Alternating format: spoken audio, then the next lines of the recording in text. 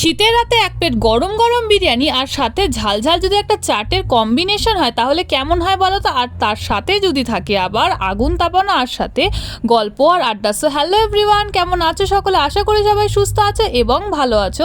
তো প্রতিদিনের মতো আজকেও কিন্তু সকাল সকাল রেডি সেডি হয়ে চলে এসেছিলাম স্কুলের উদ্দেশ্যে। আর দেখতেই পাচ্ছ আজকে ছিল ড্রয়িং পিরিয়ড আর সব ক্লাসে বাচ্চারা মন দিয়ে কত সুন্দরভাবে ড্রয়িং করছে। যাই হোক, সেসব করে ক্লাস ফিনিশ করে আমরা চলে এসেছি এখানে ঝাল ঝাল চাট খেতে।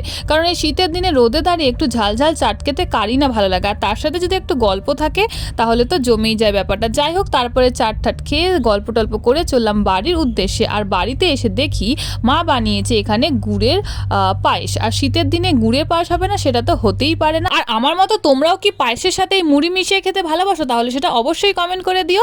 আর হ্যাঁ, তারপরে সন্ধেবেলা না আর কি, অনেকটা রাত করেই আমরা রেডি সেডি হয়ে বেরিয়ে পড়েছিলাম একজনের বার্থডেতে যাওয়ার উদ্দেশ্যে। আর চলেও এসেছি দেখতে পাচ্ছ বার্থডেতে। আর যে পরিমাণে ঠান্ডা পড়েছে বাইরে কি বলবো।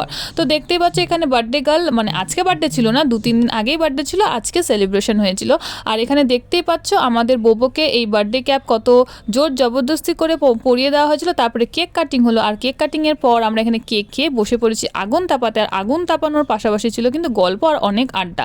আড্ডা সাড্ডা মেরে আমরা কিন্তু বসে পড়েছিলাম হাতে এক প্লেট গরম গরম চিকেন বিরিয়ানি নিয়ে, আর সাথে ছিল রায়তা আর একটা চাটনি। তো যাই হোক, এই গরম গরম বিরিয়ানি খেয়ে চললাম বাড়ির উদ্দেশ্যে। আর ভিডিওটা তোমাদের কেমন লাগলো অবশ্যই জানিও। আর হ্যাঁ, পেজটাকে ফলো, চ্যানেলটাকে সাবস্ক্রাইব করে